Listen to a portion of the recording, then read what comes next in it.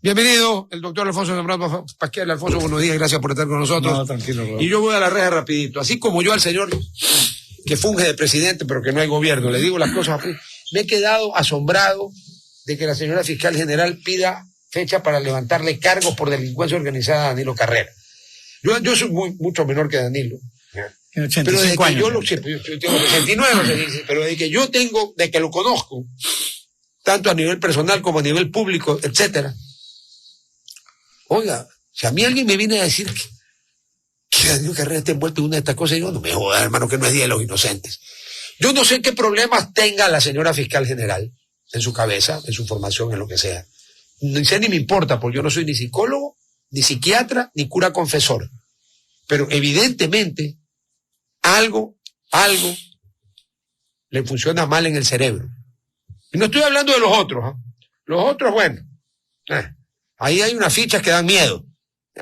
Pero Danilo Carrera de delincuencia organizada, te preguntas, hermano, tú crees que estás en el medio, que eres un abogado especializado en penal y constitucional. Ahorita hablemos de lo penal. ¿Alguna vez en tu vida se te ha imaginado que Danilo Carrera esté involucrado en delincuencia organizada? No, pero mira, yo tengo la impresión de que la señora fiscal general busca protagonismo político. Ah, yo también. Político. Uh-huh. Recuerda que hace un tiempo se dijo que podía ser un gran binomio, ¿ya? Bueno, no funcionó, no. Pero en año y medio, 2 años... 2025 hay elecciones. Le toca abandonar el cargo. Entonces, si antes no es censurada por la Asamblea y destituida del cargo. Por lo cual no podría optar a la presidencia de la República, ni a la vicepresidencia, ¿no es cierto? Bueno, pero yo creo que ella también alista armas políticas para el 2025, como para cubrir la retirada. Porque, mira, esto último, y es cierto, Danilo Carrera es un hombre de 85 años, tiene su vida hecha y muy bien hecha, tanto así que, por lo que yo he podido leer y revisar, a sus sobrinos, a los hijos del presidente Guillermo Lasso, le dio incluso las acciones de un banco en Panamá. O sea, tiene tantos recursos y ya no necesita más para vivir. Ahora, el tema es que yo creo que hay que poner en contexto para llegar al comentario. A ver. En el año 2000, Naciones Unidas dicta una convención contra la delincuencia organizada, que es la Convención de Palermo. Claro, ya. En homenaje al juez que mataron y todo. A Borsalino y a los jueces. Ya. Pero antes, en la década de los años del siglo XX, en la década de los años 20, en la época de la prohibición del alcohol, había de Al Capone. Ya. Había actos de delincuencia organizada para el contrabando de alcohol. Claro. En 1970, porque ese es el precedente, mira, en el 2011 se publica un libro mío, hablo en primera persona porque eso es lo justo, que tiene como título Delincuencia Organizada. ¿Qué vas a hablar en tercera persona? Delincuencia Organizada Transnacional. ¿Sí? Que tiene el prólogo de Raúl Zaffaroni. Ya, el maestro Zaffaroni. Y yo hablo de autoría mediata en la línea, no te gusta mucho hablar del profesor Roxin, pero bueno, está relacionado. No tengo problema, lo único que digo es que con excepción de Zaffaroni, todos los que tú mencionas son alemanes. Sí, vale. ¿Alguna razón ha de haber? Pues? No, por supuesto. Entonces, mira. Ha de estar muy avanzada la teoría del derecho en Alemania, supongo yo. Es la cumbre del derecho penal. La cumbre del derecho penal. El penalista más importante que hay en Estados Unidos se llama George Fletcher, de la Universidad de Columbia. Ya tiene cerca de 80 años. Y yo cuando leo trabajos de Fletcher, que están traducidos al español y los consigo en Casa del Libro en España, yo me quedo asombrado y digo, ¿cómo sabe tanta teoría del delito un norteamericano? Y le pregunto a Raúl Zaffaroni, le pregunto a Paco Muñoz Conde, ese gigante español, y me dice Paco Muñoz, típico español, mira, tenés que leerlo a Fletcher y después comentamos. Fletcher se graduó de Estados Unidos como abogado, con honores, y se fue a estudiar a Alemania Derecho Penal. Por eso es que Fletcher es profesor invitado en Alemania. Y digo, ¿cómo es que Fletcher es profesor en Alemania invitado? ¿Por qué estudió Derecho Penal en Alemania? Eso explica todo, ya. Ahora veamos, mira. En los años 70 en Estados Unidos se dicta la famosa ley Rico. La ley Rico. Que permitió descabezar a las 5 familias. A todo el mundo. Cuando Raúl Giuliani Racketeering, claro. Racketeering es ley de la delincuencia organizada en inglés, ¿no? Claro. Racketerismo. Giuliani, fiscal de Nueva York, descabezó a las 5 familias porque decía, bueno, Esto es delincuencia organizada, pero ¿cómo llegamos a las cabezas de las familias? Las familias estaban identificadas así con los Gambinos, los Buches y los demás, los Luches. Entonces le dicen los fiscales, con los que trabajan con él, apliquemos la ley Rico, ¿están seguros? Y consultan a uno de los autores de la ley Rico, un decano de la Universidad de Columbia. Y él dice, sí se puede. ¿Por qué? Porque Estados Unidos, por las enmiendas que son como los 10 mandamientos, ¿ya? Dice, no, pero en la cuarta enmienda dice que no tiene valor alguno, no se puede escuchar a la intrusión, a la intimidad, a los teléfonos, etcétera. Entonces, el decano, autor de la ley Rico, le dice, no, sí se puede, y para eso fue creada la ley Rico. Eso es una sección a la cuarta enmienda. Y a la quinta, la incriminación. O sea, es extraordinario. Claro. Exacto. Entonces, porque la quinta te protege de la autoincriminación. Claro, y la sexta tiene derecho a la defensa. Entonces, ¿qué le dice el decano? Sí pueden. Y por eso pinchan los teléfonos. Claro, y eso permite descubrir, y son descabezadas. No, con eso no significa que no haya delincuencia organizada hasta hoy.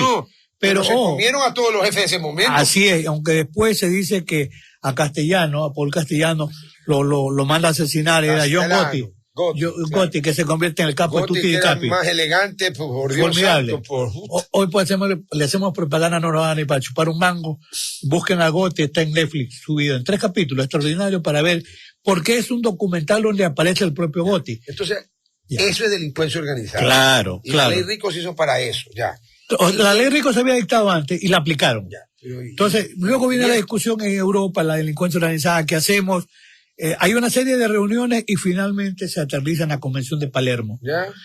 Toma en cuenta tú que la mafia pues italiana. Siciliana, pues, y Palermo la capital de Sicilia. Ya, entonces, ¿qué pasa? Ya estaba la Drangheta y los demás. Hoy está la mafia de los Balcanes con los albaneses y demás. La mafia del mundo. Ya, la mafia del mundo. Entonces, se crea para eso, para los casos más graves, que es un punto importantísimo. A ver, me lo explicas acá, claro. Y al pausa, seguimos en la radio, dale. A ver. La idea en la Convención de Palermo. ¿De qué año es la Convención de Palermo? De año 2000. O sea, que Ecuador la aceptó. Fines del siglo XX. El siglo XXI empezó en 2001, no en 2000. Ya. ¿Se acuerdan? Los argentinos en 1999 pusieron, esa es la criminalidad del siglo XXI, estaban en 1999, se han estado 2 años. Sí, pero sí, ellos tienen el mercado negro. ¿Qué pasa? Se hablaba de los casos más graves. Y en las discusiones, y yo tengo información porque está publicado en mi libro de 2011, el Código Orgánico Integral Penal de Ecuador es 2014, donde aparece por primera vez delincuencia organizada. Antes había solamente asociación ilícita, que es un delito. No es lo mismo. No, es un delito de peligro abstracto. Entonces, en Naciones Unidas, ¿qué se discutía? Los delitos. Y siempre se ha hablado, como es el central, y ojo, la discusión no está centrada, aunque Alemania acepta el terrorismo como forma de delincuencia organizada, pero hay países que discuten que no. ¿Sabes por qué entiendo yo que el terrorismo sería delincuencia organizada? Porque generalmente recibe fondos de otras organizaciones que se dedican a hacer maravillas. Y es para los delitos más graves. Entonces, asumamos terrorismo, tráfico de drogas, tráfico de armas, tráfico de personas, tráfico de órganos, y ahora, ojo, cuando hablamos contigo de indicadores, la primera economía mundial subterránea es la del tráfico de armas, 800 billones de dólares por año. Tráfico de drogas, 500 billones. El tráfico de armas mueve más plata que el droga. Pero ¿por qué el tráfico de armas no es discutido? Porque son los países del primer mundo. ¿Y quién cree que vende las armas, hermano? Estados Unidos, Israel, Alemania. Rusia, Alemania, Francia, Gran Bretaña, China, Japón. ¿Quién cree que vende las armas? Entonces, mira. Hoy la tercera economía mundial subterránea es considerada el tema de la pornografía infantil y el abuso de niños y el tráfico de órganos. Son 150 billones de dólares por año que mueve. Son 150.000 millones para nosotros. Así es. Entonces, mira, por año. Se bajó el volumen, me dicen. Mi Maricela, pruébate si nos están el volumen, que dice que se bajó el volumen en el teléfono. Me dicen, se bajó el volumen. Don Nicolás, dígame si se subió el volumen, si me estoy yendo. Al desconectar parece que se bajó el volumen. Pruébalo, no sea malita. Sí. Hablemos un poco más fuerte acá. A ver, para los casos más graves, lo que decíamos, armas, drogas, terrorismo, tráfico de personas, tráfico de órganos, robo de vehículos, porque recuerda que en Estados Unidos se roban cantidad de vehículos y la mafia rusa los compraba y llevaban contenedores enteros porque las compañías aseguradoras pagan, pues. Claro. Tráfico de obras de arte, claro, falsificación de moneda. Todo eso está en Palermo.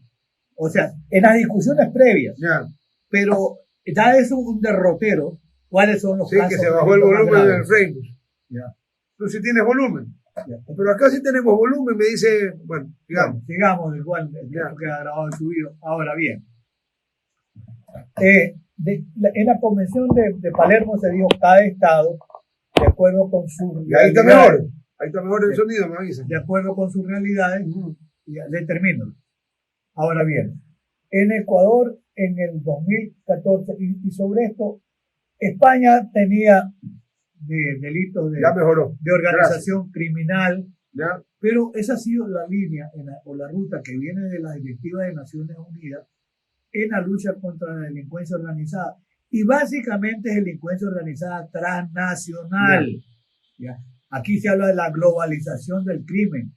Yo no sé si la Fiscalía General del Estado no tiene asesores suficientes como para analizar este caso. Ya vas a ver. Porque el tema contra don Danilo Carrera, ¿cómo surge? Por unas grabaciones que hace pública La Posta, que incluso hace una infografía altamente injuriante, que lo pone como el padrino. El gran padrino. El gran padrino. Y ponen así la infografía, por supuesto que lesiona la honra, dignidad, el prestigio y demás. Pero esas grabaciones han dado origen a dos casos. El uno es el caso llamado León de Troya, referido a tráfico de drogas, y el otro caso que le llamaron Encuentro. Y al parecer, por la información que se tiene, se van a formular cargos por el caso Encuentro. Ahora bien, yo he escuchado y he visto la serie de comentarios relacionados con qué, con incluso las grabaciones que existen. A ver, mira.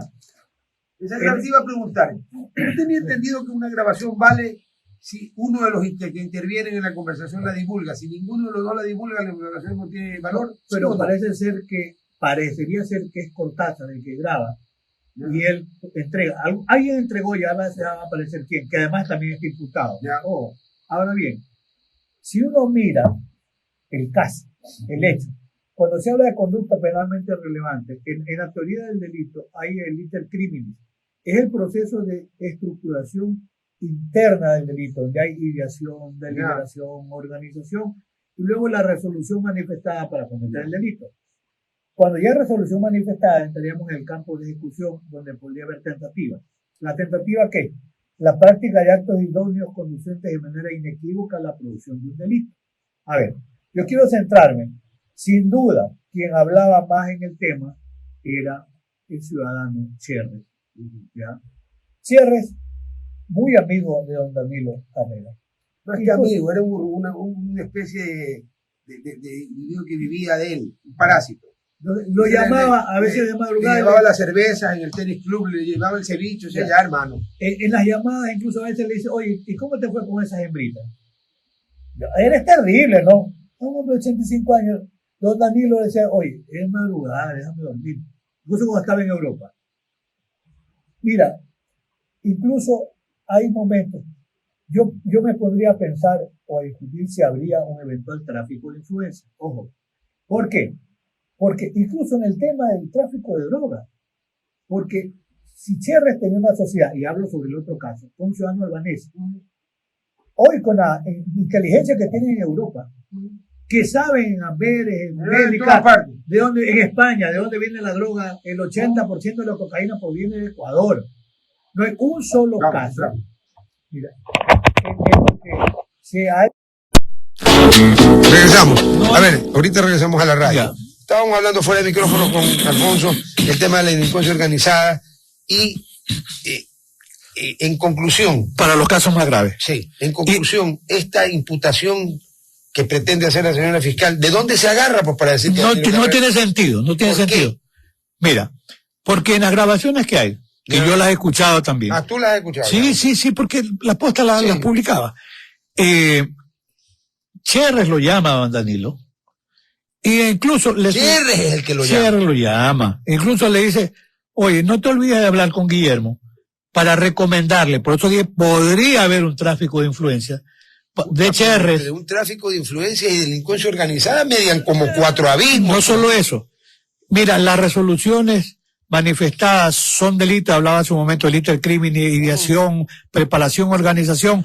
La resolución manifestada podría ser delictiva cuando hay principio de ejecución, práctica de actos idóneos conocentes de manera inequívoca la producción de un delito.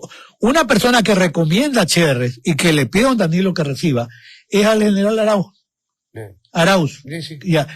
Porque Arauz quería ser comandante de la policía.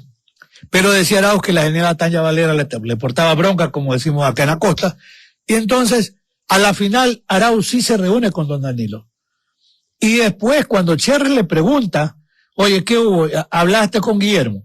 Dice, sí, pero me dijo que esa designación le corresponde a la general Tanya Valera y que no va a participar. ¡Ojo! ¡No sirvió! ¿Dónde está pues el tráfico de influencia? Por eso No me digo, joda. a ver, uno. Lo otro, cuando se dijo que por la influencia se lo había nombrado a Bernardo Manzano, ministro de Agricultura. Eso lo desmintió el propio presidente Lazo. Dijo, no. Yo lo escuché a Bernardo Manzano hablar de Agricultura en una conferencia y me pareció la persona ideal y yo le dije, quiero que usted sea mi ministro de Agricultura. Entonces, ahí no hay ningún tráfico de influencia. A ver, ¿con quién conversa Cherres? Es con el ciudadano de este pool de empresas públicas, Hernán Luque. Hernán Luque Lecaro. Con él es que habla. Y le dice Hernán Luque que él quisiera recibir $150,000 mensuales. Quisiera recibir, porque no está aprobado que haya recibido. Quisiera, sí. A ver, quisiera no es recibido, es quisiera. Sí, por eso te hablo. Yo quisiera ganarme la lotería. Sí, ¿no? sí, todos queremos ganar la lotería. Entonces, más de una vez. Y entonces, mira, ¿qué ocurre? Y allí es que le dice Cherres a Luque. No estaba don Danilo Carrera. Oye, habría que sacarle de esos 150,000, 30,000 para Danilo. Cherres. No es que don Danilo. Pero tú me estás vacilando. No, es que eso está en las grabaciones. Yo sé, pero yo te digo una cosa, $30,000 para Danilo Carrera, es como que si me caigan a mí 20 centavos del bolsillo, por hermano. O sea, no tiene sentido. No, él debe tener siquiera $100 millones de sus activos en su empresa y compañía. O sea, suena, sí, fácil, lo sé. Se ha hablado de 300 millones en algún momento. Pero trabajo de toda su vida. Toda la vida. Entonces, ¿qué otra cosa hay? No hay nada más, porque oye, ¿sabes qué? Tengo una persona que quiero que tú me recomiendes. Ya vamos a hablar. Eso no es delincuencia organizada. No es delincuencia organizada, ni es tráfico de influencia.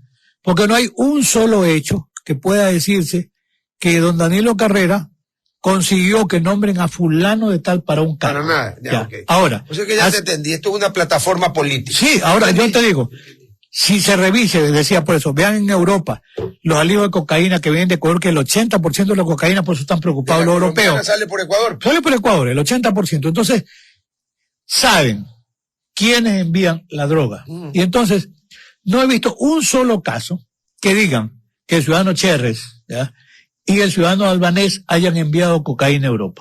No hay un solo, sino en el caso tal hay el alijo cual. Se habla de los antecedentes de Cherres, pero en este caso, porque además buen negocio es ir a Manta, comprar pesca y exportarla. ¿Qué es lo que estaba haciendo? Entonces yo diría, a ver, por favor, sensatez. No se puede.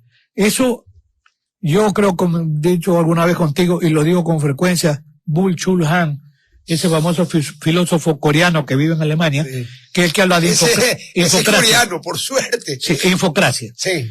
Que es la capacidad de los medios de comunicación, no solo para informar, para desinformar. ¿Sabes cuál? La desinformación es una estrategia vital en la guerra. Mira, y en la lucha por el poder y intenciones oscuras y nefandas. A ver. El presidente Donald Trump fue el rey del TikTok. Tanto que una jueza ha tenido que mandarlo a callar. Porque por su discurso incendiario, mira lo que pasó en el Capitolio. Entonces, por favor, usted no hable. Entonces, mira, la delincuencia organizada está concebida desde los parámetros de la Convención de Palermo para delitos muy graves. Para esos parámetros, esta imputación a Danilo Carrera no tiene sentido. Perfecto. Pero hay un tema ahí que hay que plantearlo. Me voy a la pausa de un minuto, de un minuto. Dice, si se capturó al albanés. Enseguida continúa en Tropicana, RTP 96. Pero la droga en cargamentos de banano de Ecuador tienen 20 años, pues, de vieja. Por supuesto, tiene nada que ver. A ver, ¿Y ahora qué tiene que hacer Danilo Carrera ahí? No sé si Cherres también, pero dio goce como dio goce. Cherres no va a poder hacer nada. No. Pero mira, pero estamos... El que ha pedido la fiscal se Para- echa para formular cargos, pero o sobre sea, eso... que ya quiere formular cargos. Sí. A ver, Pero sobre tú eso... me has explicado varias sí, veces sí que hubo formular droga. cargos es en base de indicios. Y Sí. que es el juez el que decide si Sí, eso pero es indicios. para aclarar el comentario, A ver, si se encontró drogas contra el ciudadano albanés, claro. y aquí estamos conversando la procedencia o no de una imputación de cargo a Danilo Carrera por el delincuencia caso de organizada. encuentro y por Exacto. delincuencia organizada. Ya. Ese es el Ok. punto. Yo hice referencia al otro porque Ya. también he revisado el informe, Claro. hablo con conocimiento de los dos informes. A ver, Ahora bien, ¿qué pasa en este caso? La fiscalía, y aquí hablo como la criatura, yo leo el Código de Procedimiento Penal del año 2000, que era paternidad claro, cuando compartida, había CP y CPP, con paternidad compartida con Edmundo Durán Díaz, mi compadre y amigo, en paz gran descanse. fiscal general, y Edmundo Durán, y Walter Guerrero Ibanco, ex presidente de la Corte Suprema de Justicia, O sea, también ya, fallecido. No, el que menos sabía era Alfonso Zambrano. Pero bueno, No joda. pero vamos despacio. Entonces, mira, bueno, soy el último de los mexicanos Bueno, que es de esa friada. Entonces, ¿qué ocurre? La Fiscalía General del Estado es titular de la acción penal. Hoy también lo dice la Constitución, en 195. y Pero la gran pregunta y el planteamiento y la discusión es, ¿puede la Fiscalía formular cargos de manera inmotivada o fundamentada? ¿Debe la Fiscalía General del Estado, cuando formula cargos, estar sometida o no al control de un juez de garantías penales? Debe ser así. Pasa en Colombia, pasa en Perú, pasa en México, pasa en Argentina. y aquí, Pero en Ecuador no. Los jueces no tienen valor para decirle a la Fiscalía, oiga, pero ¿cuáles son los elementos? Bien dijiste, la formulación de cargos se hace a base de indicios. Los indicios son oiga, los si yo sí hechos- aprendo de usted, maestro, no se preocupe. Mira, los indicios son los hechos ciertos y Exacto, probados. exacto. Y la suma de indicios permite armar una presunción. Claro. La presunción, Una presunción. la presunción es un juicio de valor que está en dónde? En la cabeza del juez. Vamos. O sea que estamos atrasados. Con Rodolfo Vaquerizo. Bien, regresamos. Tú me Que decías tú eras que hay un problema que Ecuador tiene y que otros países no tienen, que es que en eso... la otros falta países- de control de A la ver, imputación explícame que hace la despacito Fiscalía. eso. A ver, A ver, la- yo soy el fiscal y tú eres Ya, el juez. Y la yo me digo, fiscalía- aquí tengo, señor, vea, señor juez, le imputo cargos a Pedro, Chucho, Jacinto y José por esto, por esto, por esto. ¿qué pasa? ¿Tiene o no? Todos los actos del poder público y la Fiscalía es un órgano de la función judicial. De acuerdo con el artículo 76, numeral 7, letra L de la Constitución, todos los actos del poder público tienen que ser motivados, fundamentados, razonados. Ya. También lo ha hecho No la es Corte. porque me da la gana. Lo ha hecho la Corte Constitucional, Ok. que sí debe haber O sea, que no hay control. discusión en el No, tema. porque está en la Constitución. Ya. Entonces, En México, si un fiscal no hace una adecuada formulación de cargos, el juez le niega la posibilidad de acudir al proceso, y en México se armó una discusión, porque digo la tenía Fiscalía. la posibilidad de acudir al proceso. Sí, O sea, no dice, puede imputar. no hay proceso porque Ok. no hay cargos Ya, claro. suficientes. Sí, ya entendí. Se fue hasta la Corte Suprema de los Estados Unidos mexicanos Sí, claro. y dijeron, tiene razón, el juez El juez tiene de razón. garantías penales, exacto. Ya. En Colombia hay control de la imputación. En Perú también.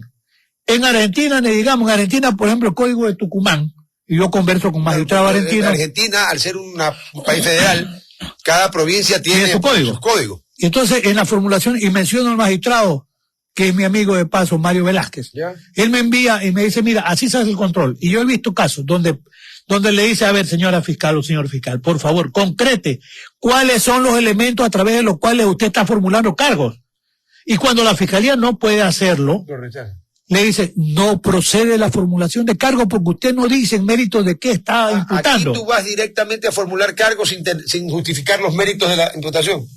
Por desconocimiento de los jueces que no actúan como jueces de garantías O penales. sea que un juez podría decirle, Decirle, oiga, un momentito, pues, a oiga, ver. pues, aquí está la Constitución. A ver, concrete, ¿cuáles son los cargos? Si no los concreta, que en Argentina, en ese momento se puede dictar el sobreseimiento y termina el proceso. Claro, es que si no me imputas, ¿qué carajo me va? Yo lo tengo planteado en mi manual que Está circuló este año. A ver, Entonces, a ver si aprenden, pues aquí alguna hay, cosa interesante. hay abuso de poder. De la fiscalía. Sí, sin duda. En más de un momento, Porque, a ver, ¿por qué va a ser la imputa? Sería bueno saber por qué la imputa, porque tiene que decirle por qué delito. ¿Qué? ¿Por qué delito? ¿Ah? Porque por tráfico de influencia. Organizada. Pues no, pero la delincuencia organizada es la unión de un grupo de personas debidamente estructurados que tienen permanencia para cometer determinados delitos. ¿Cuáles son los delitos que le imputan? Ese es el planteamiento fundamental. No me va a decir a mí que hay un grupo de ciudadanos que se han reunido para... ¿Para qué? Para cometer, delitos. Sí, ¿cuáles? No hay delitos, entonces no joda. Será un grupo de gente que se pone a discutir huevadas, pero delito no es. ¿Y si es tráfico? Si hablar huevadas no es delito. No. Si no, yo estaría preso hace rato. Hace ratísimo. Me salvé. Entonces mira. Ok, o sea que ya me quedó clarito, hermano. Esto es un tema político. Esto es un montaje de la fiscalía. Perdón, no es el primero. No es el primer caso político de la señora. No, pero es que... Hubo un caso que batió todos los tiempos récords de los juicios y todo, y que, como yo siempre he dicho, es como el Martini de Roosevelt. Roosevelt le echaba la ginebra, después de agitarla, la aceituna, abría la botella de vermouth y la pasaba alrededor, sin echar, alrededor de la copa. Ese era un Martini, eso era ginebra pura. Cierto juicio que hubo aquí muy famoso, que para mí tiene 95% político y quizás 5% jurídico. Me estoy refiriendo al caso Soborno, Arroz Verde. Sí, sin duda. Porque mira, ahí incluso fuentes abiertas, eso es todo y es nada. Y aquí, a ver, si alguien pidió que lo ayudaran, fue el general Arauz. Sí, pero o sea, si hubiera tráfico de influencia, él le pidió el favor porque lo estaban dejando fuera. Y no salió, exacto. Entonces, ¿qué sería? Tentativa de tráfico de influencia, perdóname. Ok, terminemos el que ya me quedó clarito. Clarito, y me alegro, pues yo tengo en gran estima a Danilo Carrera. Me alegro que me hayas dado la explicación que me has dado. Vamos a otro tema. Luis Fernando Villavicencio, con lo que mataron a esta gente, que ya quedó en inopia, ya quedó, hay un testigo protegido, alguien que ha colaborado. Entiendo que el FBI tiene información. ¿Qué va a pasar? A ver, mira, aquí está funcionando la ley de la omerta o la omertà de la mafia italiana, y que luego... La adoptaron todas las mafias. Ya, la mafia, ya. La ley del silencio. Sí. Y por último, la ley del silencio se hace ejecutando a los autores materiales. No solo ahí, lo digo rápidamente. El caso de Efraín Ruales, se llevó a todos los autores materiales ya se lo están soltando. Y lo están hasta soltando. Y no se sabe quién ni por qué ordenó que lo maten. Yo he escuchado decirle a un juez que conocía algo del caso que le dijo, el menor de edad le dijo que la idea había sido asustarlo, porque algo se estaba retratando de algún tema. El tema de Don Calderón, que le mandaron a pegar y como Don Calderón se defendió, lo mataron. Pero tiene algo de credibilidad porque el disparo con que lo matan a Efraín Ruales es de atrás hacia adelante, atraviesa la puerta del carro y le pega en el pulmón. O sea, no fue un tiro en la cabeza. Claro, no fue sicariato. Sí, bueno. Fue sicariato acá, pues. Sí, entonces mira, el otro caso, el alcalde de Manta. El alcalde de Manta, a Intriago lo mataron, no se sabe quién. No. Mira, Villavicencio, y están las entrevistas grabadas, dice que él habló con el alcalde de Manta un mes antes, que le había dicho, entre otras cosas, que quería ser candidato a la presidencia, con todo mérito, sin duda, y que le había dicho que había obras en Manta que habían sido financiadas por capital externo, y que ahora le decían que ese capital provenía de los carteles mexicanos. ¡Uy! Y entonces, pero eran compañías armadas, buenos abogados, etcétera, y dijo que no sabía cómo dar marcha atrás. Lo mataron. Claro. Y seguramente las obras continúan. No marcha atrás. Así es. Entonces, la investigación llegó hasta ahí. Si miras lo de Villavicencio, más allá de la desprotección de la policía y bravísima, ya. En la mañana Villavicencio, está la grabación, habló pestes contra el mando de la policía. Sí. En la tarde no tenía protección policial, no se rompió el tránsito, no había nadie del lado izquierdo, lo dejaron matar de ese lado y del lado derecho. Lo regalaron. En la calle, lo regalaron. A la hora la policía descubre a los sicarios. Ya se sabe que los sicarios entraron con el apoyo de un coronel de la policía, por eso tenían chaleco incluso antibalas que lo hace el ejército ecuatoriano, y la policía a la hora los encuentra. Ya. Los entrega, y sucede que ahora han sido eliminados todos los autores materiales del hecho. Y entonces, ahí está entrampado el tema. Yo no sé si realmente el FBI tiene una información mayor. Por aquí hay del testigo protegido. El testigo protegido, a ver, no sé si es la persona. Supuestamente ha dado una declaración que yo no la he escuchado, pero que Cristian Zurita ya, no sé si extrapoló de la declaración, pero según el criterio judicial, el testigo protegido acusa a alguien, no a alguien, a algunas personas que estuvieron, no, por si acaso, no acusa a que fue presidente, a algunas personas que estuvieron en ese gobierno. A ver, mira. Pero ese testigo protegido era parte de una organización criminal que no llegó al momento de la ejecución porque se dañó el vehículo. O sea, él tiene que responder porque tuvo una planificación en la entrega de las armas y todo. Si no se le daña el vehículo, te mete en la roja. Él es igual que el licenciado Santos, que yo no sé quién se enriqueció con Aida Brasil, la petición de asistencia judicial que fue en la época de el fiscal Vaca Manceno. Y entonces se logró la impunidad de Concienciado Santos y de Odebrecht, y Odebrecht nunca devolvió un centavo. No. Ese fue un acuerdo de la Fiscalía de Ecuador, y gracias a eso hay impunidad de Odebrecht. Por eso dije, alguien se sacó la lotería en ese viaje. Y una lotería grande. Enorme. Entonces, mira, ahí, en el caso de Villavicencio, se han silenciado ya los ejecutores materiales. Hay 6 vivos. 6 vivos, ¿a dónde? En Quito. De los cuales uno está con resguardo, está en un cuartel militar, que es supuestamente testigo colaborador, y los otros están en distintas prisiones en Quito. Ahora, yo estuve aquí el día miércoles al coronel René Fustillo, que estuvo en el SNAI muy breve tiempo, y él cuenta que todo este problema, todo estaba bien, no había problema, todo este problema sale cuando un general de la policía, el director de inteligencia, dice que hay un peligro de muerte para 2 de los 6. Ya Estados Unidos había ofrecido 5 millones. Ya. Entonces, van a sacar a los 6 para trasladarlos a Quito, primero sin orden, porque no había llegado la orden, y en el pabellón en que estaban, los que manejaban el pabellón dicen, no se van.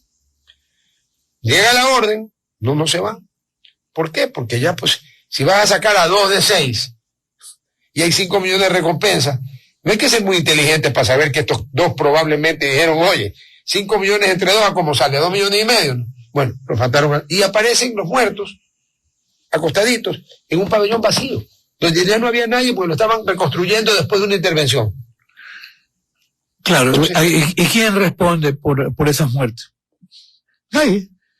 ¿Y eso qué genera? Impunidad. Entonces, esto del testigo protegido me suena un gran cuento, sinceramente. Que esté en un cuartel militar, no lo sé. Pero hay un interés, sin duda, incluso político, de que el tema ya no se investigue más. La muerte de Villavicencio está allí.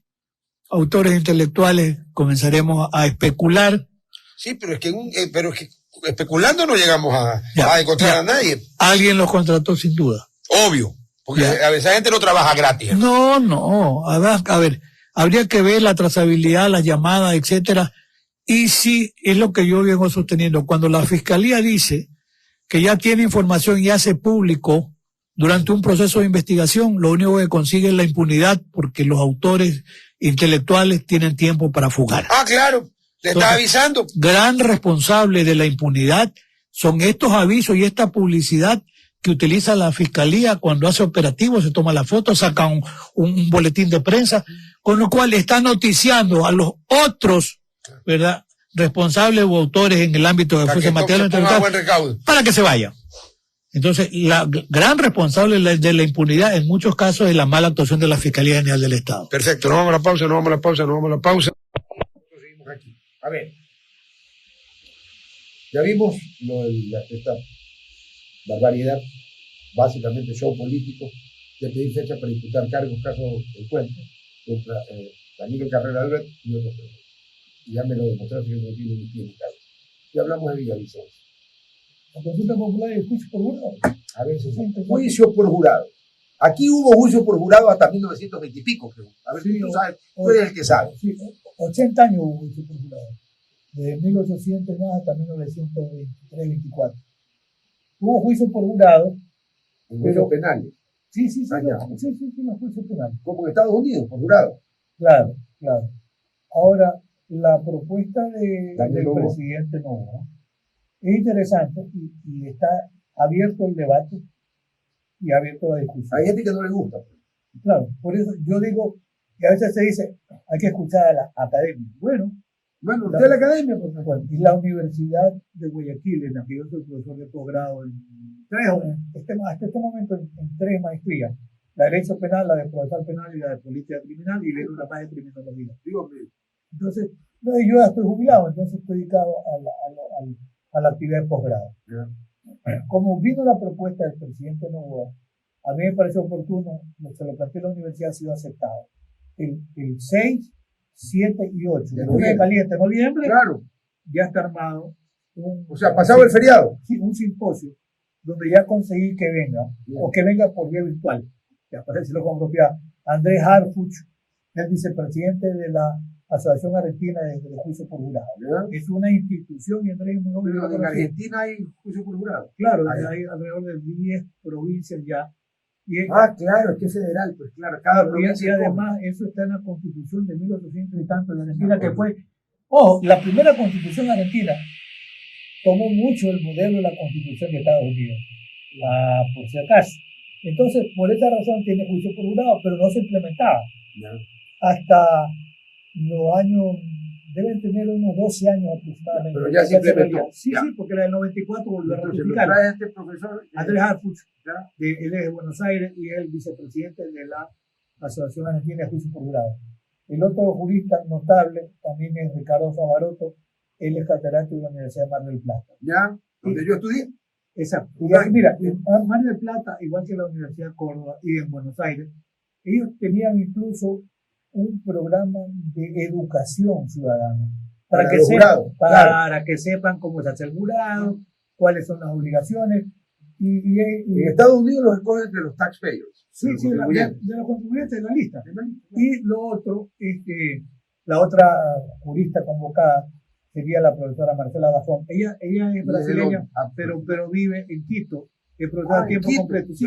Y ella, yo le digo Marcelita. Ella es profesora de Derecho Penal. Exacto, y ella fue fiscal en Brasil y Brasil tiene sistema de juicio por jurado. Entonces, tendríamos una. Y Brasil es un país federal también. Así es. Y entonces, tiene especificidad y diferencia entre el sistema brasileño, ya lo vamos a comentar. Y el otro convocado es la Academia Ecuatoriana de Ciencias Penales y Criminológicas, que la preside Fernando Yarro. Claro. Fernando va a ser uno de los expositores. Lo invito la próxima semana, Fernando. Yo voy a ser el moderador del debate. Caramba. Y entonces. Vuestra merced va a moderar. ¿Sí? Oiga, pero vuestra merced va a ser mejor moderador que la señora que trajeron de Qatar a moderar el debate y que estaba más cargada para un lado. Oiga, con la una persona era todo gracia y con el otro era. Hasta le interrumpió una pregunta. Sí. ¡Qué huevo! Yo vi los debates de Argentina. ¿Qué debates, Dios mío? ¿Y qué moderadores? Aunque yo sé que tú no crees en el Papa Francisco, pero yo creo que ese es uno de las torpezas de Milei. Haber hablado mal de Papa. Milei es un loco. Y es un peligro. Novedad. Me acabas de contar que, a ver, aquí hay un político que dicen el loco, pero ese se hace. El loco no tiene un pelo. Me refiero a la letra la. Ese se hace loco. Pero Milei yo sí creo que tiene un sostenido sueldo. Sí, es un peligro. Es un peligro. Por eso es que se asustó la gente y salió el resultado que salió. Y encima es un país católico que tiene al Papa Francisco. Yo te burlo. Papá, una broma. ¿Vos sabés lo que es para los argentinos tener el primer Papa en Latinoamérica argentino? Yo una broma argentina le digo, ustedes tienen la trilogía, ¿cuál? Ustedes tienen al padre Papa Francisco, al hijo que es Messi y al Espíritu Santo que es Raúl Zaffaroni. La Santísima Trinidad Argentina es esa. Y pues, ahora en la gran procesión de la Virgen de Luján, millones de personas, y los obispos decían, hay que ir a votar con la Biblia en la mano. A ver, entonces, este simposio para los jurados se va a hacer los primeros días de noviembre, ¿de acuerdo? Sí. Pregunto yo, para los televidentes que han visto películas y todo, ¿cómo funcionaba el sistema de jurados aquí? ¿Cómo funcionaría? Porque yo no sé cuál es la propuesta de Daniel Noboa para el jurado. No la tiene concretada, pero debe concretarla. Son más o menos lo mismo el jurado. Claro, mira, si estamos ya en condiciones, pues estamos al aire. Sí, vamos, seguimos aquí al aire. Listo, a ver. Sistema norteamericano lo tomamos como el modelo, ¿ya? Sale como tú dices de la lista. El juez norteamericano, los argentinos tomaron el modelo. Yo diría que lo han mejorado de alguna manera, ¿ya? Porque, a ver, primero en Argentina hay paridad de género. Son 12, 6 mujeres, 6. En Estados Unidos no. Y algo más. En Argentina, por ejemplo, en la provincia de Chaco, ¿ya? Noroeste de Argentina. Sí, es una comunidad altamente indígena. Claro. Entonces, ya la zona indígena. Ya hay el primer juicio por jurado para comunidades indígenas. donde ya los jueces son jueces de la comunidad indígena. Respetamos los argentinos. Espacio publicitario. Ahora volvemos con más de Hablando Fuerte. Hablando Fuerte con Rodolfo Vaquerizo. A ver, estábamos hablando fuera del micrófono de radio del tema de los jurados y me decía Alfonso que Argentina copió el de Estados Unidos. ¿Verdad? Sí, es mucho. Y yo diría que lo mejoraron bastante. ¿Por qué?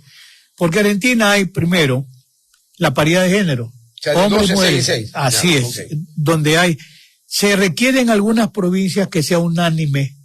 En otras puede ser que se diga de 12, 10. Ya. En otras puede ser que se diga 9, 3. Ya. Como sea. Eso queda la discusión. ¿Qué papel importantísimo? Y decía hace un momento, la Universidad de Mar del Plata, donde tú estudiaste, y Córdoba y Buenos Aires tienen cursos de formación para la ciudadanía. Eso debería haber aquí hace rato. Además que se calcula, se estima que una vez en la vida nomás uno es convocado para jurar. claro. Difícilmente Es que, se vuelve a repetir. hermano, se toman del padrón, ya. Entonces, para mencionar a aquellos que, sí es verdad, en la época de John Gotti en Estados Unidos, sobornaba a jurados, a un jurado lo mataron, le secuestraron hijos, etcétera, hasta que John Gotti terminó finalmente condenado a cadena perpetua y murió en la cárcel por un cáncer. Pero no hay jurado perfecto, es cierto. No, pero ¿y los jueces que, a ver, hermano? A ver, entonces, En Ecuador, ¿cuántos jueces están en la rosca? Solo Dios sabe. así es. Entonces, mira, se escoge del padrón. Ya. Tiene que dictarse, el presidente no lo ha hecho, pero tiene que dictarse una ley. Va a hacer la consulta, ojalá que haga un proyecto de ley para saber a dónde va. Como anexo, por lo menos lineamientos básicos, porque ahora hay hasta manuales. ¿Quién es figura central? El juez. El juez que dirige el jurado. Correcto, como en Estados Unidos. Es Le da un juez instrucciones al jurado. abogado. Claro. Que le da instrucciones al inicio. Le dice, por ejemplo, mire, el homicidio, lineamientos básicos, elementales, la producción de la muerte de una persona contra otra, es doloso cuando hay la intención o voluntad, es culposo cuando es producto de la negligencia. Para la prueba de documentos. Por ejemplo, un caso de tráfico de drogas, de delincuencia organizada por tráfico de drogas, ¿qué lineamientos daría el juez? La materialidad del delito. La materialidad del delito estaría dada por el examen de la sustancia. Ah, ya. Claro. O sea, lo que recogieron es clorhidrato de cocaína y no azúcar. Así, y ustedes tienen que tomar en cuenta si estas personas, ¿dónde fueron detenidas? Fueron detenidas con la droga. Le allá. ponen los rieles de ferrocarril, más o Así menos. es. No es que el jurado va Así por es. la libre, ya. Y ustedes tienen que tomar en consideración también, por ejemplo, los activos que tienen estas personas, en edificios. ¿Y de dónde salieron? ¿De dónde salieron? Entonces, le da unas líneas maestras, ¿ya? Y entonces... O sea, los enrumba. Ya. Ahora, cuando hay, por ejemplo, la presentación de la fiscalía de una prueba obtenida ilícitamente, por ejemplo, una grabación no autorizada, cuando la fiscalía hace el planteamiento, el juez le dice, la defensa dice, tiene la defensa. Esto se dice algo que es importantísimo. Un juicio por jurado requiere buena preparación del juez que va a dirigir, el juez técnico, buena preparación de la fiscalía y buena preparación de los abogados que van a defender. Porque yo, abogado defensor, le voy a dar un momento objeto de la prueba de la fiscalía. Objeción, su señoría. ¿Por qué razón? Sosténgala, porque no hubo autorización. Le pregunta a la fiscalía, ¿dónde está la autorización? No la tengo. A ver, queda excluida esa prueba. Y le dice el juez, al jurado, téngala por no presentada. Exacto. O sea, esto no pasó. Hay un libro, yo lo leí hace 40 años siquiera, de Samuel Leibowitz, es un judío americano. Él fue juez, fue fiscal, fue abogado defensor. Y Samuel Leibowitz dice que en el sistema norteamericano, cuando se hace la presentación, por ejemplo, incluso, o una pregunta, pero usted estaba en el lugar donde el hecho se produjo a tal hora, ¿qué hacía en el lugar? Y la defensa dice, objeción, la pregunta es incriminatoria, pero dice Samuel Leibowitz, lo que hace la fiscalía hábilmente es plantarle al jurado la idea de que sí estuvo en un lugar donde se produjo el hecho. Y por eso el otro objeta.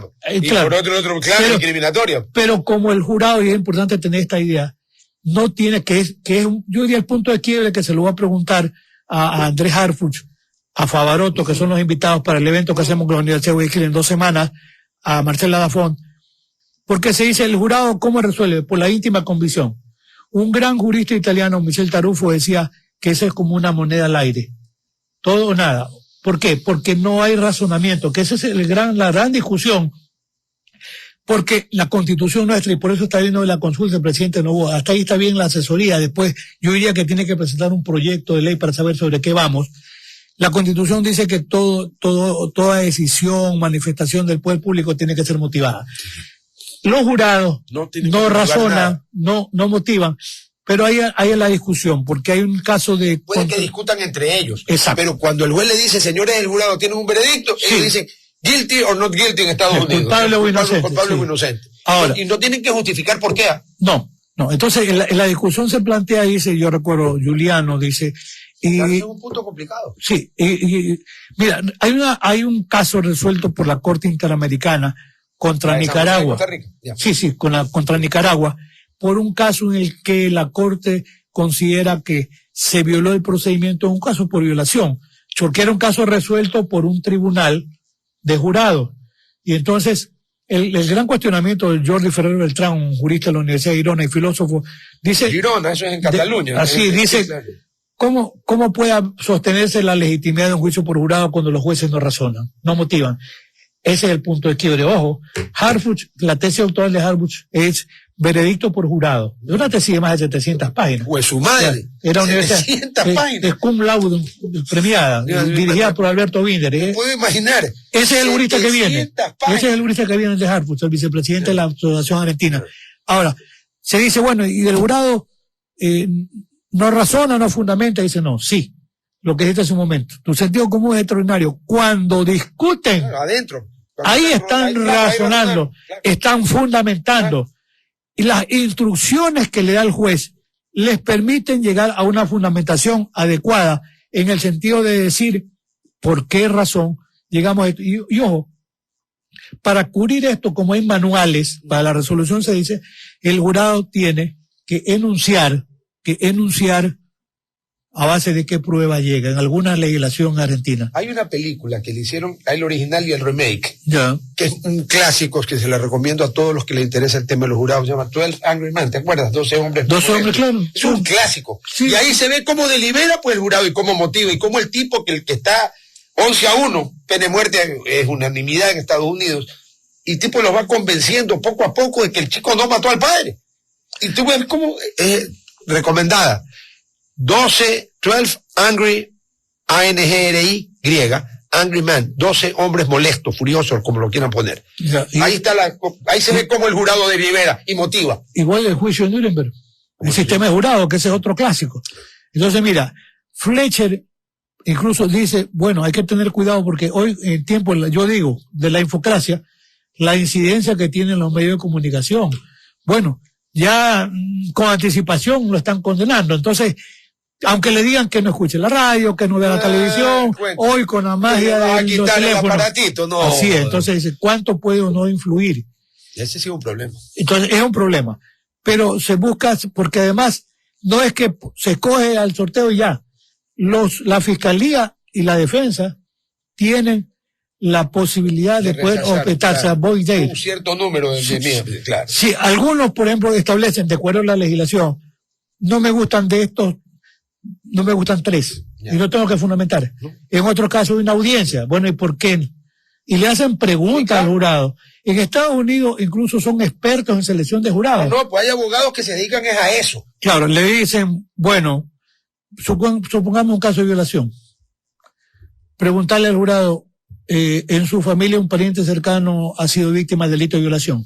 Donde dice, está descalificado. Hay preguntas y preguntas, o sea, hay manuales, no es que esto es un salto al vacío. Esto es una ciencia. Así, por supuesto, por eso el mejor modelo para mí es el argentino. El brasileño tiene una dificultad, no sé si lo habrán mejorado ya, le preguntaremos a la profesora brasileña invitada, a Marcela Dafont, que es el siguiente.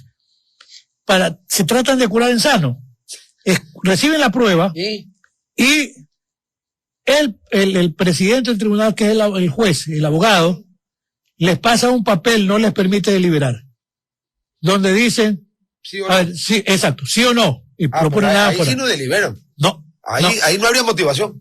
Exacto, entonces dice, ¿qué pasó? No me gusta. A mí no solamente moviendo la ceja. Entonces, ese es el cuestionamiento del sistema brasileño. Pero yo estoy de acuerdo, a mí no me parece. El sistema argentino avanzó tanto que en la provincia del Chaco decíamos, y lo repito, reitero, para el juzgamiento en las comunidades indígenas, ¿ya? Se requiere que los jueces sean miembros de la comunidad indígena. Hay otros sistemas, por ejemplo. ¿Los jueces o los jurados? Se llaman jueces del jurado. Ah, ya, ok. O sea, sino jueces legos. Ya, claro. Espa- Los jueces legos. España tiene el sistema de jueces escabinados. ¿Qué significa escabinado? Sí, ya me cogiste en offside. ¿Qué es eso, hermano? Unos son legos, no saben derecho, y otros son abogados. O sea, los mezclan. El problema es que el que es abogado va a influir en el que no es Obvio. abogado, porque le va a decir, oiga, y dígame, ¿cómo yo veo esta prueba de los documentos? Usted que es el abogado, oriéntenos. Entonces, hay ese sesgo y por eso es que se cuestiona el sistema de jurados de España. Es para el juez lego con una gran dirección que tiene a su cargo el presidente, digamos, del jurado, que es un juez titulado de derecho, que debe saber, y eso obliga también a la fiscalía a estudiar y a los abogados a prepararse. Es un modelo interesante. A ver, creo que ha sido una explicación magistral que ha dado sobre los jurados. Quedan 3 minutos. Teníamos otro tema que se nos está quedando, las preguntas de la consulta, ¿no es cierto? Sí, pero es que sobre jurado es una de las ¿Qué preguntas. otra pregunta crees tú que en el tema penal, con el referente al COIP, debería incluir el presidente o no debería incluir? No debería incluir. Además hay que tener algo claro. El tema sería que Julio Mayer era partidario del juicio por jurado, pero Julio Mayer decía para los casos más graves. Julio Mayer, que es otro argentino. Al argentino que era autor del Código Procesal Penal Modelo Iberoamérica falleció hace unos 2 años. Esa era la figura más alta del derecho procesal penal argentino. Bueno, Ignacio Café Tanores también, que no se resiente el maestro cordobés. Pero Julio era Julio Mayer. ¿Alemán o judío alemán? Él estudió en Alemania 5 años, comentó la ordenanza procesal penal alemana, Ya, okay. fue profesor de Hartford, por si acaso, y fue profesor también de Favarot. O sea, vienen dos figuras extraordinarias. El difunto era un monstruo, entonces. Mira, una vez le pregunté a Raúl, porque Julio nació en Córdoba, y yo tenía amistad con Julio, cajarraya, pero yo lo quería mucho, y él también a mí. Y yo le dije a Raúl, oye, Raúl, Julio viene de la escuela de Córdoba, porque nació en Córdoba, fue alumno del maestro... O sea, que habla rarísimo, porque los cordobeses hablan raro. Saltadito. Entonces yo le decía, mira, Raúl, es la escuela de Córdoba, ¿por qué? Me decía, porque, le digo, fue alumno de Clarín Olmedo, de profesor, y otro notario, profesor argentino. Y me dice, Raúl me dice, no. Dice, Julio no es de la escuela de Córdoba. Y le digo, entonces, ¿qué escuela? No. Julio es de la escuela de Mayer. Es la escuela. Entonces, él era su propia escuela. Claro, hijo entonces, de madre. Julio era partidario para los casos más graves, que es el planteamiento que tiene el presidente Daniel Noboa. Mira, yo, O sea, tú dices, para un simple acto de robo o hurto, para eso no se necesita jurado. delincuencia organizada, puede ser tráfico de drogas. Homicidios. Los homicidios graves sí. Sí, es preferible que vayan en esa línea. Ahora, no es que todos los jurados van a condenar, por si acaso, las estadísticas que revelan. A ver, perdón.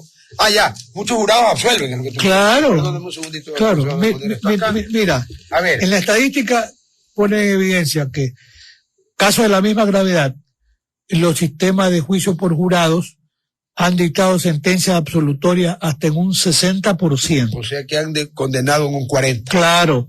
Y antes de que existiera el sistema de jurados, ¿verdad? La posibilidad de la absolución de los jueces era menor, era del 15%. O sea, Del 15%. Al 60% es 4-1. Es por la presión mediática en parte. Entonces, como no tienen ese compromiso, no tienen que defender la carrera, no tienen nada. Pues si termina y se va a su casa. Y yo he visto entrevistas después del jurado, dice, es un honor, es un compromiso cívico, y yo me siento muy bien de haber actuado en este caso. Claro. O sea, es un reto para el Ecuador. Pero yo creo que deberíamos ir por allí. Sí, mira, yo creo que es la pregunta central, porque lo otro tú puedes manejarlo vía reformas legales. Claro. Tiene capacidad colegislador el presidente Noboa y él puede plantear propuestas de reforma legales. Y lo que no creo yo el tema de la señora vicepresidenta, ella dice cosas que no hizo el presidente Noboa, que se van a consultar en el juicio por jurado y un montón de cosas más. A ver, en el Ecuador, según la constitución vigente, el vicepresidente de la República, sea hombre o mujer, única y exclusivamente podrá hacer lo que el presidente le encargue. Así es. O sea que si el presidente le encarga 10 cosas, puede hacer 10 cosas. Y si no le encarga ninguna, no puede hacer ninguna. Y ojalá. Entonces, el vicepresidente ha metido unos líos. Sí. Mira. Por hablar demasiado. Finalmente, a mí no me parece viable la propuesta de las cárceles Barcaza. Yo no sé quién le dijo a la oreja eso. Mira, Inglaterra las tiene para el tema de los migrantes. Pero eso es temporal, porque Así no es. es para meter asesinos ni los jefes de la mafia. Y para llevar 600 personas a un costo de 8 millones de dólares por año. Pero lo que hay que mejorar es el sistema carcelario. Hay propuestas concretas para mejorar la cárcel. Y lo más importante, pues este tema del sicariato que hablamos de algunos casos, tiene que trabajar desarticulando la base social de la que se alimenta la delincuencia organizada, del narcotráfico, que es ese sector pobre, Claro, de jóvenes, que no tiene opción. sin educación, sin trabajo. Señor presidente, apunte a trabajar en esa área social, dándoles educación, posibilidades de trabajo. Allí se haga toda la inversión social posible y usted puede empezar a desarticular. Y va a la tener base. buenos réditos. Pero por supuesto Perfecto. que sí. Mi querido Alfonso, muchas gracias como siempre. Un gran placer tenerte aquí. Chicos, nos vemos el lunes porque sábado y domingo no hay programa. Ya me viene el corte de luz. Sí, no. Puta, avisar a las 12 de la noche, no me jodas. Y acaban de decir que ya mismo empieza el corte de luz a la Pues vámonos, chao. Chao.